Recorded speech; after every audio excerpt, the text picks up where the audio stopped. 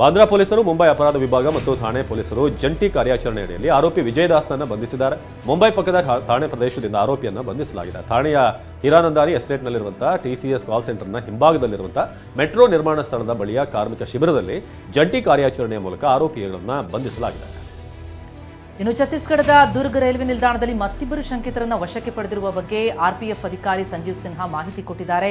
Tower location ಆಧರಿಸಿ ಮುಂಬೈ ಪೊಲೀಸರು ಶಂಕಿತನ photo ಕಳಿಸಿ ಮಾಹಿತಿ ಕೊಟ್ಟಿದ್ರು. ಹೀಗಾಗಿ ಶಂಕಿತರನ್ನ ವಶಕ್ಕೆ ಪಡೆದಿದ್ದೇವೆ ಅಂತ RPF ಅಧಿಕಾರಿ ಸಂಜೀವ್ ಸಿನ್ಹಾ ಹೇಳಿದ್ದಾರೆ.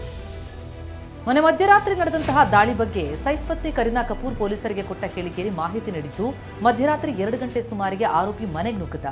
ಆರೋಪಿ ಮೊದಲು ನನ್ನ ಮಗ ಜೈರೂಮಿಗೆ ಬಂದಿದ್ದ. ಮನೆ ಕೆಲಸದಾಕೆಯನ್ನು ಬೆದರಿಸಿ 1 ಕೋಟಿ ರೂಪಾಯಿ ಹಣ ಕೇಳಿದ್ದ.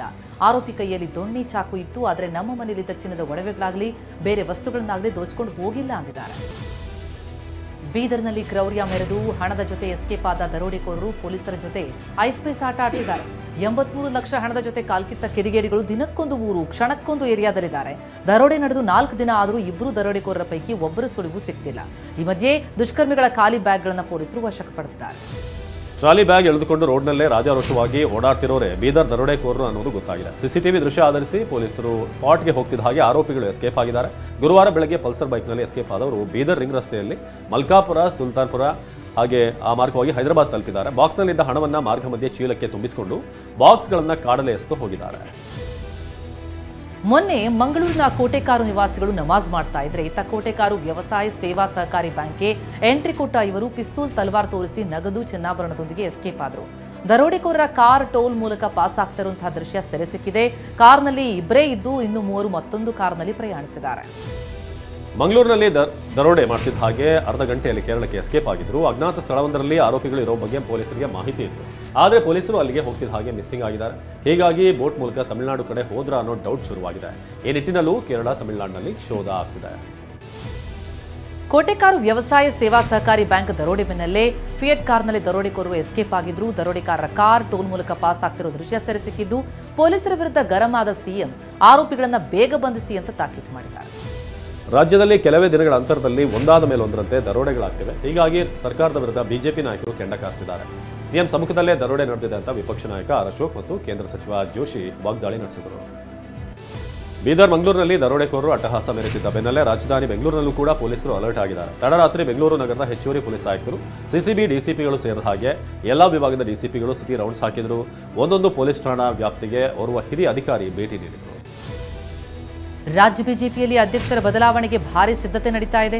ಯತ್ನಾಳ್ ಬಣ ಸಮರ ತೀವ್ರಗೊಳಿಸ್ತಾ ಇದ್ದಂತೆ ಬಿಜೆಪಿ ರಾಜ್ಯಾಧ್ಯಕ್ಷರ ಬದಲಾವಣೆ ಕಾಲ ಸನ್ನಿಹಿತವಾಗಿದೆ.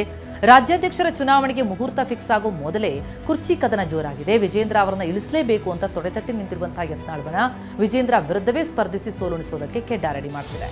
ಈ ಮಧ್ಯೆ ರಾಜ್ಯ ಪ್ರವಾಸದಲ್ಲಿರುವಂತಹ ಕೇಂದ್ರ ಸಚಿವ ಶಿವರಾಜ್ ಸಿಂಗ್ ಚೌಹಾಣ್ ರಾಜ್ಯಾಧ್ಯಕ್ಷರ ಬದಲಾವಣೆ ಸುಳಿವನ್ನು ನೀಡಿದ್ದಾರೆ. ಬಿಜೆಪಿ ಅಧ್ಯಕ್ಷರ ಚುನಾವಣಾ ಉಸ್ತುವಾರಿಯಾಗಿರುವಂತಹ ಕೇಂದ್ರ ಸಚಿವ ಶಿವರಾಜ್ ಸಿಂಗ್ ಚೌಹಾಣ್ ಯಾವುದೇ ಗೊಂದಲ ಇಲ್ಲ, ಶೀಘ್ರವೇ ರಾಜ್ಯಾಧ್ಯಕ್ಷರನ್ನ ಆಯ್ಕೆ ಮಾಡ್ತೀವಿ ಅಂತ ಹೇಳಿದ್ದಾರೆ.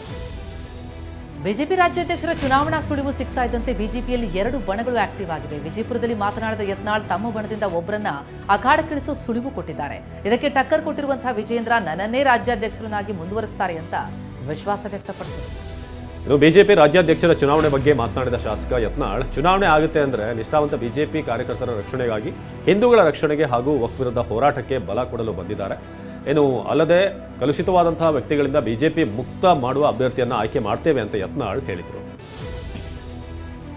ರಾಜ್ಯಾಧ್ಯಕ್ಷರ ಬದಲಾವಣೆ ಬಗ್ಗೆ 2 ಬಣಗಳು ಜಿದ್ದಿಗೆ ಬಿದ್ದಿವೆ. ಅಷ್ಟೇ ಅಲ್ಲ, ಯಡಿಯೂರಪ್ಪ ರಾಜ್ಯ ಪ್ರವಾಸದ ಬಗ್ಗೆ ಲೇವಡಿ ಮಾಡಿದ್ದ ರಮೇಶ್ ಜಾರಕಿಹೊಳಿಗೆ ನಾಲ್ಗೆ ಬಿಗಿಯಿರಲಿ ಅಂತ ವಿಜೇಂದ್ರ ವಾರ್ನ್ ಕೊಟ್ಟರು. ಇದಕ್ಕೆ ಗರಂ ಆಗಿರೋ ಸಾಹುಕಾರ್ ಬಚ್ಚ ಅಂತ ಕಿಡಿಕಾರಿದ್ದಾರೆ. ಶಿಕಾರಿಪುರಕ್ಕೆ ಬರ್ತೀನಿ ಅಂತಲೂ ಸವಾಲ್ ಹಾಕಿದ್ದಾರೆ. ಯಡಿಯೂರಪ್ಪ ಮತ್ತು ವಿಜೇಂದ್ರ ವಿರುದ್ಧ ರಮೇಶ್ ಜಾರಕಿಹೊಳಿ ವಾಗ್ದಾಳಿ ಮುಂದುವರಿಸಿದ್ದಾರೆ. ಬೆಳಗಾವಿಯಲ್ಲಿ ಮಾತನಾಡಿದ ಅವರು, ಯಡಿಯೂರಪ್ಪನವರೇ ಪದೇ ಪದೇ ಸೈಕಲ್ ಮೇಲೆ ಓಡಾಡಿದ್ದೇನೆ ಅಂತ ಹೇಳಿದ್ದಾರೆ. ಆದರೆ 2 ಪಟ್ಟು ನೀವು ಲಾಭ ಪಡೆದುಕೊಂಡಿದ್ದೀರಿ ಅಂತ ವಾಗ್ದಾಳಿ ಮಾಡಿದ್ದಾರೆ. ಇನ್ನು ವಿಜೇಂದ್ರ ವಿರುದ್ಧ ವಾಗ್ದಾಳಿ ಮಾಡಿದಂಥ ರಮೇಶ್, ನಿಮ್ಮ ಅಪ್ಪನನ್ನ CM ಮಾಡಲು ನಾನು ಬಿಜೆಪಿಗೆ ಬಂದಿದ್ದು, ಅದೇ ಹರಾಮಿ ದುಡ್ಡಿನಲ್ಲಿ ನೀನು ಓಡಾಡ್ತಿದ್ದೀಯಾ ಅಂತ ಗರಂ ಆಗಿದ್ದಾರೆ. ರಮೇಶ್ ಜಾರಕಿಹೊಳಿ ಮತ್ತು ವಿಜೇಂದ್ರ ನಡುವಿನ ಕದನಕ್ಕೆ ಯತ್ನಾಳ್ ಎಂಟ್ರಿ ಕೊಟ್ಟಿದ್ದು, ವಿಜೇಂದ್ರ ವಿರುದ್ಧ ಕಿಡಿಕಾರಿದ ಯತ್ನಾಳ್ ಯಡಿಯೂರಪ್ಪ CM ಆಗಲು ರಮೇಶ್ ಜಾರಕಿಹೊಳಿ ಕಾರಣ, ವಿಜೇಂದ್ರ ಕಲೆಕ್ಷನ್ ಮಾಸ್ಟರ್ ಅಂತೆಲ್ಲ ವಾಗ್ದಾಳಿ ನಡೆಸಿದ್ರು. ಯಡಿಯೂರಪ್ಪರಿಗಿಂತ ನಾನೇ ಸೀನಿಯರ್, ರಾಜ್ಯ ಅಧ್ಯಕ್ಷನಾಗುವವರೆಗೆ ವಿಜೇಂದ್ರ ಪಾರ್ಟಿಗೆ ಏನೂ ಸುಡ್ಗಾಡ್ ಮಾಡಿಲ್ಲ.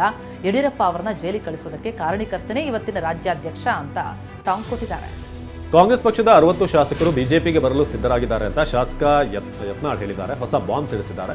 ವಿಜಯಪುರದಲ್ಲಿ ಮಾತನಾಡಿದ ಅವರು, ಜಾರಕಿಹೊಳಿ ಸಹೋದರರು ರಾಜಕೀಯದ ಶಕ್ತಿ ಬೆಳೆದಿದ್ದಾರೆ. ಅವರು ಶಕ್ತಿಯಾಗಿ ಕಾಂಗ್ರೆಸ್ನಲ್ಲಿ ಸತೀಶ್ ಜಾರಕಿಹೊಳಿ, ಬಿಜೆಪಿಯಲ್ಲಿ ರಮೇಶ್ 17 ಶಾಸಕರನ್ನ ಕರೆತರೋದು ಸಾಮಾನ್ಯವೇ ಅಂತ ಪ್ರಶ್ನೆ ಮಾಡಿದ್ರು. ಆದರೆ ರಮೇಶ್ ಜಾರಕಿಹೊಳಿ 17 ಶಾಸಕರನ್ನ ಬಿಜೆಪಿಗೆ ಕರೆತಂದಿದ್ರು.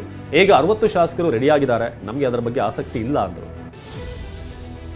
ಮೂಡ ಅಕ್ರಮಗಳ ಬೆನ್ನು ಬಿದ್ದ ಇಡಿ ಮಹಾ ಶಿಕಾರಿಯನ್ನೇ ಆಡಿದೆ. ಮೈಸೂರು ನಗರಾಭಿವೃದ್ಧಿ ಪ್ರಾಧಿಕಾರದ ಸೈಟ್ಗಳನ್ನು ಮುಟ್ಗೋಲು ಹಾಕೊಂಡಿದೆ. 300 ಕೋಟಿ ಮೌಲ್ಯದ 142 ಸೈಟ್ಗಳನ್ನು ಇಡಿ ಅಧಿಕಾರಿಗಳು ಮುಟ್ಗೋಲು ಹಾಕೊಂಡಿದ್ದು, ಅದರಲ್ಲೂ ರಿಯಲ್ ಎಸ್ಟೇಟ್ ಉದ್ಯಮಿ ಜಯರಾಮ್, ರಾಕೇಶ್ ಪಾಪಣ್ಣ, ಮಂಜುನಾಥ್ ಹಾಗೂ ತೇಜಸ್ಗೆ ಸೇರಿದ ಸೈಟ್ ಜಪ್ತಿಯಾಗಿದೆ. ಇದರಲ್ಲಿ ಮೂಡಾದ ಮಾಜಿ ಆಯುಕ್ತರಾಗಿದ್ದ ನಟೇಶ್ ದಿನೇಶ್ ಸ್ಥಿರಾಸ್ತಿ ಕೂಡ ಇದೆ.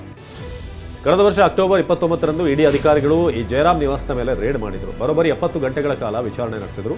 ಈ ವೇಳೆ ಜಯರಾಮ್ ಮನೆಯಲ್ಲಿ ಬೇನಾಮಿ ದಾಖಲೆ ಪತ್ತೆಯಾಗಿದೆ. ಇಂಟ್ರೆಸ್ಟಿಂಗ್ ಅಂದ್ರೆ, ಈತ ವಕ್ರತುಂಡ ಗೃಹ ನಿರ್ಮಾಣ ಸಹಕಾರ ಸಂಘದ ಹೆಸರಲ್ಲಿ ಬೇನಾಮಿ ಮಾಡಿಕೊಂಡಿದ್ದ. ಮುಡಾ ಮಾಜಿ ಆಯುಕ್ತ ದಿನೇಶ್ ಕುಟುಂಬಸ್ಥರ ಹೆಸರಲ್ಲಿ ಆಸ್ತಿ ಮಾಡಿದ್ದ. ಇಡಿ ಬರೆದುಕೊಂಡ ಡೈರಿಯ ಎಕ್ಸ್ಕ್ಲೂಸಿವ್ ದೃಶ್ಯ ಟಿವಿ9 ಲಭ್ಯವಾಗಿದೆ. ಈ ಬಗ್ಗೆ ದಿನೇಶ್ ಕೂಡ ಪ್ರಾಥಮಿಕ ವಿಚಾರಣೆಯಲ್ಲಿ ಕೆಲವರ ಹೆಸರು ಬಾಯಿ ಬಿಟ್ಟಿದ್ದಾರಂತೆ. ಹೆಬ್ಬೆಟ್ಟಾಗಿದ್ದ ಜಯರಾಮ್ ಕೋಟಿ ವ್ಯವಹಾರ ಮಾಡೋದಕ್ಕೆ ಕಳ್ಳಾಟ ಆಡ್ತಿದ್ದ. ಕೋಟಿ ವ್ಯವಹಾರಕ್ಕೆ ಜಯರಾಮ್ ಕೊಕೊನಟ್ ಎನ್ನುವಂತಹ ಕೋಡ್ ವರ್ಡ್ ಇಟ್ಟಿದ್ದ. ಅಧಿಕಾರಿಗಳಿಗೆ ರಾಜಕಾರಣಿಗಳ ಜೊತೆ ಕೊಕೊನಟ್ ಎಂಬ ಕೋಡ್ ವರ್ಡ್ ಬಳಸಿರುವುದು ವಾಟ್ಸ್ಆಪ್ ಚಾಟ್ನಲ್ಲಿ ಪತ್ತೆಯಾಗಿದೆ. 1 ಕೊಕೊನಟ್ ಅಂದ್ರೆ 1 ಲಕ್ಷ, 50 ಕೊಕೊನಟ್ ಅಂದ್ರೆ 50 ಲಕ್ಷ ಅಂತ ಜಯರಾಮ್ ಹೇಳಿದ್ದಾರೆ. ಮುಡಾ ಬ್ರಹ್ಮಾಂಡ ಭ್ರಷ್ಟಾಚಾರದ ಬೆನ್ನು ಬಿದ್ದ ಇಡಿ ಮತ್ತೊಂದು ಹೆಜ್ಜೆಯನ್ನಿಟ್ಟಿದೆ. ಮೈಸೂರು ನಗರಾಭಿವೃದ್ಧಿ ಪ್ರಾಧಿಕಾರಕ್ಕೆ ಪತ್ರ ಬರೆದು 631 ಮುಡಾ ನಿವೇಶನಗಳ ಬಗ್ಗೆ ಮಾಹಿತಿ ಪಡೆದುಕೊಂಡಿದೆ. ಈ ಪೈಕಿ ಮುಡಾ ಮಾಜಿ ಆಯುಕ್ತನ ಹೆಸರಲ್ಲಿ 198 ಬೇನಾಮಿ ಸೈಟ್ ಇರೋದನ್ನ ಕಂಡು ಇಡಿ ಶಾಕ್ ಆಗಿದೆ. ಮುಡಾ ನಗರ ಯೋಜನೆ ಅಧಿಕಾರಿ ಒಬ್ಬರಿಗೆ ಸೇರಿದಂತ 92 ಬೇನಾಮಿ ಸೈಟ್, ಮೈಸೂರು MLC ಒಬ್ಬರಿಗೆ ಸೇರಿದಂತ 128 ಸೈಟ್ಗಳ ವಿವರವನ್ನು ಕೂಡ ಕೆದಕಿದೆ.